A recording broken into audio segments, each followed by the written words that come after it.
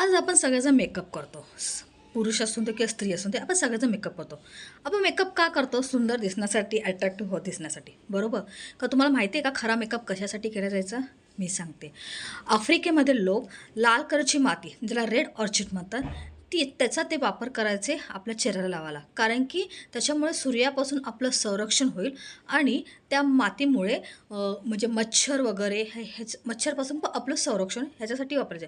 आणि जेव्हा कधी ते युद्ध करायचे तेव्हा झाडी झुडपात लपून दुश्मनपासून पण आपले संरक्षण याच्यासाठी ते लाल कलरची माती लावली जायची.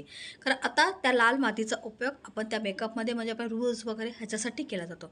दुसरी गोष्ट, इजिप्तकडे जाताना तुम्ही बघितलं असेल, इजिप्तचे जे एखादे फोटो बघितले, तिकडची लेडी म्हणजे काजळ खूप अशी भरून काजळ लावायचे. का ते काजळ अट्रॅक्टिव्ह दिसण्यासाठी नाही, त्या काजळमध्ये कोल नावाचे एक लीड असायचं.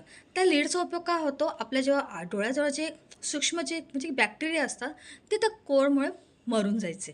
त्याच्यामुळे त्याची खूप असे जास्त काजळ लावायचे आणि त्या काजळमुळे जे इजिप्तमध्ये जी जास्त ऊन असायचं त्याच्यापासून त्यांचं संरक्षण व्हायचं. त्याच्यामुळे ते जास्त काजळ वापरायचे. म्हणून मेकअपचा उपयोग पूर्वी संरक्षणासाठी केला जायचा आपल्या त्वचेसाठी, आणि आपण आज मेकअपचा उपयोग करतोय अट्रॅक्टिव्ह दिसण्यासाठी. म्हणजे बघा किती फरक झालेला आहे आता.